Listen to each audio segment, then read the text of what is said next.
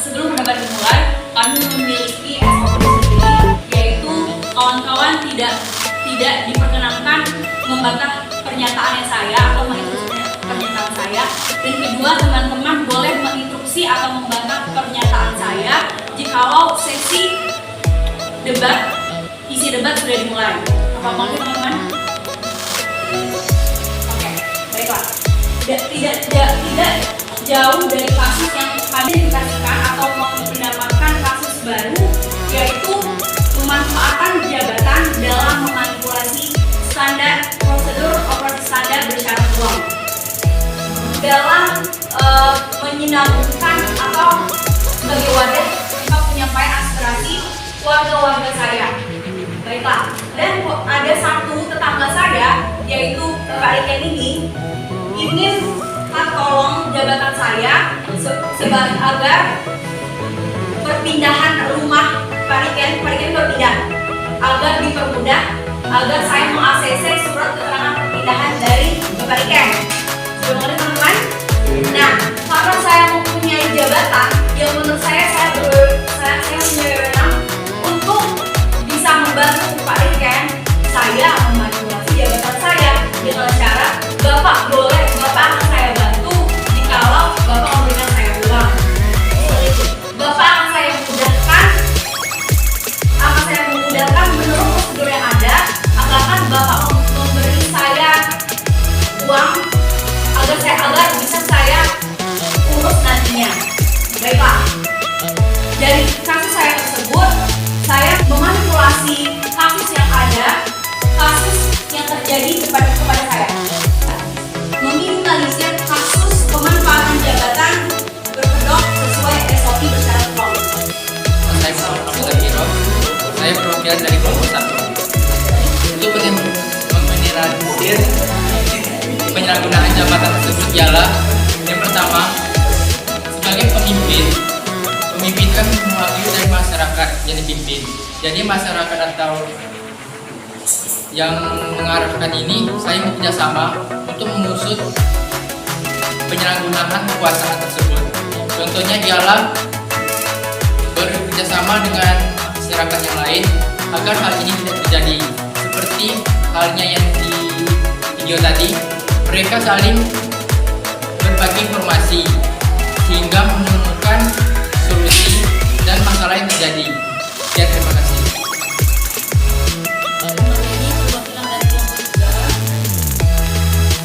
Dari yang dia jelaskan tadi tentang masalah kekuasaan tersebut, dari kekuasaan tersebut dia bisa kemana-mana berwenang, itu kan sama aja berkedok dengan yang namanya sogoan ya. Itu kan sama kayak nyogok, tapi bukan orang yang nyogok dia yang minta disogok agar dia bisa membantu orang tersebut. Sebenarnya itu namanya pemimpin ya kan, memang banyak menjadi korupsi, tapi alangkah baiknya jadilah pemimpin yang amanah, karena yang bakal diurus dia itu bukan satu orang, dua orang aja, bakal banyak. Iya, kalau misalnya orang yang dibantu dia itu tuh ikut saran dia, tapi kalau misalnya ada yang lebih kritis dari dia bisa dituntut. Orang yang punya jabatan tuh bisa dituntut, karena orang yang punya jabatan tuh yang minta agar disogok. Yang dengan video juga. Dan di dalam video ini tadi kan seperti panitianya itu mempunyai wewenang, mempunyai jabatan, dia tuh yang memegang zakat, tetapi karena dia tidak amanah tadi, dia melakukan kecurangan, melewati ini tadi apa timbangan tadi seperti itu. Padahal apapun yang namanya kecurangan atau sogok menyogok itu tuh bukan merugikan kita sendiri, tapi merugikan orang banyak juga. Bagaimana cara memanipulasi kasus tersebut adalah tergantung diri kita sendiri. Kalau ada oknum yang ketua minta uang, menurut saya harus dikasihkan, itu sudah kewajiban mereka. Pertama, menurut saya saudari Zakir tidak memberitahu caranya, tapi Pak Zakir hanya memberitahu sebenarnya ketua RT harus seperti ini. Nah, inti dari pertanyaan saya tersebut, mengapa saya berkata meminimalisir? Mengapa tidak untuk langsung saya berkata memberhentikan kasus tersebut? Karena pada dasarnya manusia itu mempunyai proses dalam perubahan yang akan terjadi. Nah, untuk Pak Zakir, saya lempar kembali bagaimana cara yang telah kalian simpulkan analisis dari kelompok kalian agar kasus itu tidak terjadi lagi. Jika masyarakat tersebut kompak, maka dapat saja pimpinan tersebut diberhentikan. Namun bila masyarakat tidak kompak, maka pelapor pun tidak ada yang mungkin saya dilaporan di Polda. Jadi jika pusatnya masyarakat kompak bersama-sama untuk melapori pimpinan tersebut, maka dapat diberhentikan juga. Mengoptimalkan pengawasan, misalnya ada suatu kelompok aktivis di setiap RT kan, itu mungkin bisa dilakukan untuk mengawasi setiap jabatan-jabatan yang ada di sana agar tidak terjadi penyalahgunaan. Ada putih besar. Dalam kutipan mengoptimalkan saudara Ragil. RT, berarti yang harus kita awasi ya RT agar tidak terjadi penyalahgunaan kekuasaan yang seperti ini. Jadi siapa yang akan mengawasi RT tersebut? Tetap RT. Maksudnya saya bilang dari awal kan, adanya pembentukan kelompok aktivis di setiap RT agar bisa bekerja sama untuk mengoptimalkan pengawasan terhadap kekuasaan RT tadi. Yang saya tangkap saudari Ragil mengandai-andaikan atau menggambarkan bahwasanya setiap penduduk itu ada aktivis. Mengapa? Bukan mengandai-andai kan, kau minta ini tadi kan solusi. Seperti yang terjadi di desa saya, kepala desa seperti kasus kalian kan, walaupun masyarakatnya banyak yang tahu dan menginginkan kepala desanya sendiri, itu tidak susah untuk terjadi kalau kepala desanya itu berdiri seperti itu. Kasus yang kelompok kami punya dan contoh nyata dari desa jadi tersebut. Menurut saya belum punya alasan, belum punya solusi yang sangat membuat kami untuk right. Ngerti? Kalau dari saya bilang seperti ini, kalau masyarakatnya baik, pasti bakal baik juga, kurang lebih seperti itu. Pasti bakal dapat kawasan yang akan positif juga, seperti itu. Yang ingin kritis atau yang menuntut seperti itu. Saya akan membantu kamu, tapi kamu harus membayar saya. Nah, kalau misalnya orang yang dia tuju itu setuju, otomatis ya udah dia bakal berjalan lah ya kerjasama mereka. Tapi kalau misalnya aktivis tersebut ketemu sama orang yang tidak setuju, bahkan orang tersebut tidak mau terima, pasti orang yang disuruh dia nyogok dia itu bisa menuntut misalnya kayak gini, tidak bisa bapak seperti itu. Kalau bapak itu saya bisa menuntut bapak karena ini sama seperti korupsi. Yang namanya korupsi kan tidak diperbolehkan. Oke, apa yang orang-orang korupsi kayak gini kan harus dibinasakan. Itu dia harus dibuat efek jerah. Mungkin dengan cara dituntut dan dia ditangkap, nah kan dia dipenjarakan. Secara tidak langsung kan sudah mengurangi orang-orang yang korupsi seperti dia kan. Nah jadi mungkin yang disuruhnya untuk nyokok dia tadi seorang warga. Sebenarnya dari warga itu kalau dia berani buka mulut atau cerita aja lah sama mak-mak sendiri kan, mak-mak dari sumur satu ke sumur lain pasti ini kan. Nah jadi dari dia membuka suara dengan dia warga-warga lain, mungkin warga-warga lain itu ngasih masukan, yaudah kayak gini aja kita duduk sama-sama. Lagian dia cuma RT aja kayak gitu ini. Ya udah jadi rame-rame mungkin mereka tuh kalau demo bukan demo tapi mendatangi seluruh warga tuh mendatangi ketua RT tersebut. Kan sudah dikompres jelas, mempunyai contoh jelas dari desa Jeni bahwasanya semua masyarakat tahu tapi tidak punya andil untuk memberhentikan jabatan tersebut.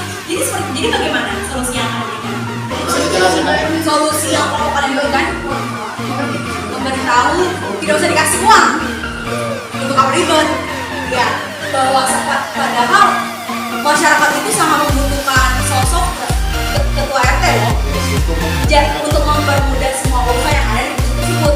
Jadi kalau tidak dikasih uang, jadi bagaimana cara Pak Rikin tersebut ingin mengurus surat pindah? Kalau mau ini ya tunggu pulang jabatan RT. Gitu. Oke. Rinci, bagaimana mengulang jabatan RT? Bukan RT karena RT tersebut tidak korupsi. Oke. Kan sudah saya bilang untuk mengumpulkan suatu masyarakat atau suatu warga. Jadi proses apa yang akan dalam hari berikan confident mengatakan ya udah mengumpulkan suara. Padahal dari warga itu tidak mempunyai jabatan untuk menyuarakan suara mereka. Suap ya harus untuk meyakinkan masyarakat itu kita harus ada yang jelas itu memang dia bersalah gitu. Nah, dari dengan akumulasi prosedur operasi standar bersyarat uang. Pertanyaan saya, dari kasus yang saya berikan tadi, bagaimana cara saudara-saudari semua dalam meminimalisir adanya kasus dalam memanipulasi pemanfaatan jabatan tersebut dalam konteks RT dan warganya. 1, 2, ada yang kita sampaikan. Ganti jabatan. Ganti jabatan. Dari pemilihan masyarakat. Dapat dari saya sendiri ya. Yang kita punya agama Kita itu hanya kesadaran diri sendiri saja. Bila ada misalnya ketua RT itu minta disogok misalnya, maaf kata kasarnya ya, kita tolak saja saja. Maaf Pak, saya tidak mau. Saya orangnya gitu-gitulah baik misalnya. Karena itu termasuk perbuatan yang haram gitu ya. dalam berkata kesadaran diri untuk zaman sekarang yang sedemikian cantik dalam manipulatif jabatan, apakah masih ada orang-orang yang sadar dalam menolak korupsi? Ya, dalam menolak korupsi. Sendiri Menurut saya Anda terlalu naif. sadar sendiri kita sendiri ya. Tidak semua itu tergantung. Tidak semua itu ya naif itu. Terus dijalankan. Masalah seperti kerjaan kok perasaan sini. Dari ya pertanyaannya bagaimana cara meminimalisir korupsi tersebut. Benar jawaban dari teman saya tadi yaitu menolak permintaan dari itu tadi RT tadi. Terus misalnya si RT-nya ngomong, ya udah kalau kamu nggak mau kalau kamu prosesnya mau saya cepetin, kamu kasih saya uang. Kalau kamu nggak mau ya udah. Oke sih. Jadi bagaimana? Izin, ya, seperti kata Mutia tadi paling nggak minta tanda tangan dari RT. Saya di sini sebagai warga Indonesia, saya punya hak atas hak saya untuk melakukan setiap apapun seperti contohnya memindahkan rumah dan segala macamnya. Saya punya hak. Dia ngancam, kita ngancam balik. Kan saya sudah katakan bahwasanya saudari Lois tidak mempunyai wewenang untuk memberhentikan saya bahwasanya dan mengklaim saya kalau saya salah. Dan cara apapun harus ada balik lagi ke bukti. Iya. Mengumpulkan buktinya lagi. Dan buktinya nanti kita bisa laporkan. Kita kan di Indonesia ini ada melalui ada komisi DPR. Contohnya KPK ini untuk menangani korupsi.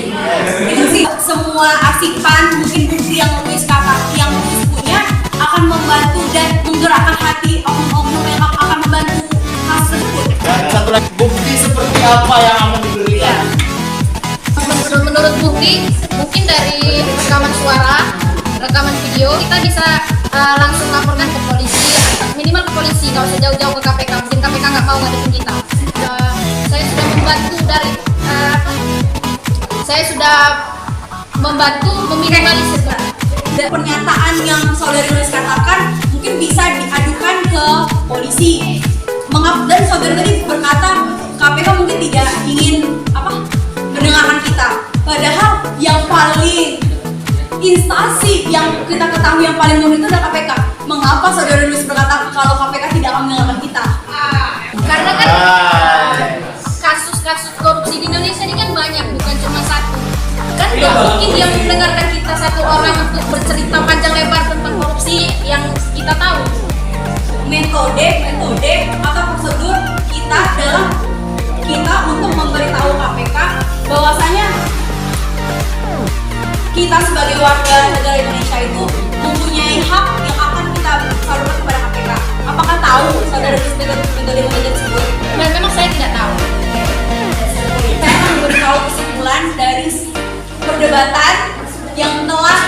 kita debatkan sebegitu euforia sekali teman-teman. Terima kasih atas antusias teman-teman telah menggerakkan semua pikiran, perasaan, Yang emosional. Yes. dan emosional. Sangat effortless sekali. Oke, saya sebelum masuk ke kesimpulan, saya ingin memberitahu kepada teman-teman bahwasanya mata kuliah kita ini adalah anti korupsi dan kita di sini memakai buku langsung dari KPK. Nah, menurut saya sebelum kita berbicara lebih tentang KPK tersebut, seharusnya kita sebagai mahasiswa-mahasiswi penerus perkembangan zaman ini, kita harus tahu KPK itu apa, histori KPK itu seperti apa kendala-kendala KPK, siapa musuh KPK seperti itu. Nah, menurut saya personally, menurut kelompok kami, kita terfokus kepada referensi dari buku KPK. Sebenarnya banyak sekali referensi anti korupsi dari kepolisian ada, dari referensi para ahli ilmuwan ada. Tapi karena mempunyai jawaban sendiri, KPK itu adalah lembaga atau instansi yang paling penting yang ada di Indonesia. Apakah kalian bisa mengerti pernyataan saya? Kesimpulan yang akan kami berikan dalam case kami ini, saya memberitahu pemanfaatan jabatan dalam manipulasi SOP bersyarat uang, yaitu sebenarnya saya sedikit tertarik dengan pernyataan yang diberi saudari Ari tadi sudah mengarah bahwa ke rotasi jabatan, tetapi saudara Ari tidak bisa melewati proses. Ya, benar. Langsung down. Nah, untuk kita anak di sini, menurut saya kompleks sekali mata kuliah korupsi ini. Dia menjerumus ke semua aspek ekonomi, aspek pendidikan dan lain-lain.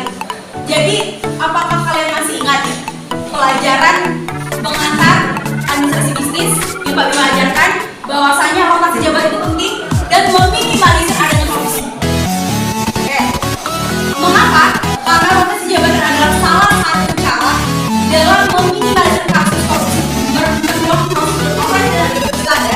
Operasional standar dengan adanya periode jabatan dan hasil pemilihan jabatan yang akurat dan memenuhi standar. Satu, dapat meningkatkan produktivitas kerja. Kedua, dapat menciptakan keseimbangan antara tenaga kerja dan komposisi pekerjaan atau jabatan lainnya. Dan ketiga, dengan adanya jabatan itu membuat pengetahuan kita lebih luas lagi tentang jabatan yang telah kita jabati. Jadi tidak bisa langsung untuk memberhentikan RT, itu tidak akan bisa. Itulah mengapa adanya dari undang-undang tersebut adanya rotasi jabatan. Seperti presiden aja ada satu periode 5 tahun seperti itu. Apakah teman-teman bisa menangkap kesimpulan dari kelompok yang akan berikan? Wah, kita harus rotasi jabatan yang berbeda. Ya. Kan rotasi jabatan itu ada periodenya masing-masing. Nah, andai kasus korupsi itu terjadi sebelum masa habis periode rotasi, Ya. solusinya apa juga? Masa rotasi lagi? Kan ada masa periode ya, sadar kelakuan saya tentang korupsi. Daripada saya jadi baik sambil menunggu habisnya masa jabatan saya, mending saya bantai lagi masa saya. Dia nggak solusi, kayak enggak.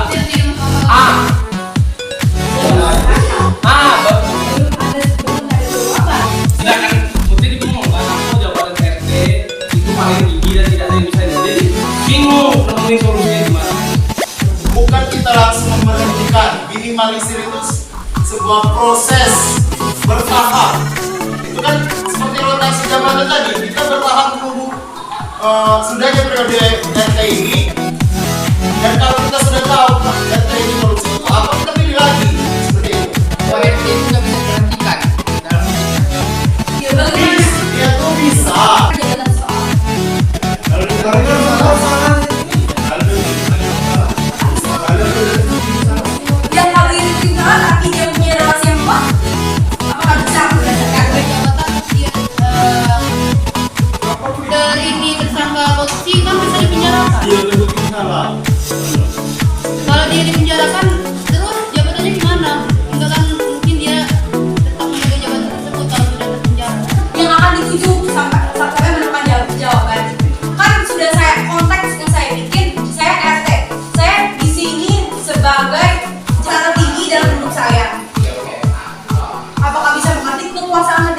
milik Ustaz Tinggi. This is the case, ini kasusnya. So, Mutia bilang bahwa sekarang posisinya RT itu yang paling tinggi. Makanya dia jadi Di sana. presiden. Ya. Di kasus ini, di sini. Nah, ini yang saya maksud. Selain itu gimana prosesnya? Apa kalau kamu menyamakan dengan kasusnya Soeharto, ini Soeharto berguling kenapa? Lewat apa? Prosesnya gimana? Dan itu yang mau diuji. Yang tertinggi itu bisa digulingkan, bisa disamakan. Maksudnya prosesnya sana gimana? Tidak, ada prosesnya apa? Ayo proses satu-satu. Kamu prosesnya apa tadi? Dari diri sendiri. Balik lagi ke internalnya. Dari diri sendiri. Kemudian tidak selesai karena kemudian apakah dengan diri sendiri ini akan selesai? Bagaimana ada dengan yang lain? Kalau case ini terjadi dengan yang lain, apa lagi solusinya? Tadi kamu alasannya apa? Ambil barang bukti. Sesudah ambil barang bukti ini kemana lagi? Dilaporkan. Mau dia setinggi apapun, kita semua punya lembaga, punya aturan. Di sana. Yang enggak akhirnya KPK ini bisa dipilih. But kamu salah kalau kamu bilang nggak bisa langsung ke KPK. Enggak, KPK itu harus di sini. Kalau kamu bilang nggak bisa langsung ke Kapolda, nggak bisa, itu harus ke Kapolda. Itu prosesnya. Pertama, kumpulkan barang bukti. Kita akan selesai dari situ. Kemana lagi ke barang bukti ini? Ke pihak berwajib. Sudah pihak berwajib tinggal diproses kemana jalurnya. Ikuti proses hukumnya. Ya enggak? Nah, hingga akhirnya sesuaikan lagi. Kalau memang itu prosesnya sesuai instansi, KPK kemana kembalinya? Kalau RT mana? Bawa turunan lagi. Lalu prosesnya. Kalau presiden langsung KPK langsung. Nggak bisa ditangani. Ini RW adalah prosesnya. Kalau ini yang paling tinggi, berarti ada lembaga yang namanya KPK ini pengawasan. Dia yang kontrol, ada lembaga yang mengkontrol. Tidak mungkin. Kalau jabatan ada yang paling tinggi, bisa enggak? Tapi setinggi apapun itu pasti ada pengawasan. Ya kan? Itulah yang namanya KPK ini. Itu poinnya mau saya tadi poin di sana. Benar bahwa kita nggak bisa mencek langsung itu kata si RT Bizan ini. Ya kan? Dia punya prosedurnya. Tinggal kamunya. Apakah tiap orang akan sadar? Enggak. Kemudian itulah barang bukti ini. Muncul lagi pertanyaan, apakah dengan satu orang ini akan mengurangi? Apa jawabannya? Pertanyaannya apa tadi? Meminimalisir. Apakah hal ini akan meminimalisir? Ya atau tidak? Oke, selesai kasus.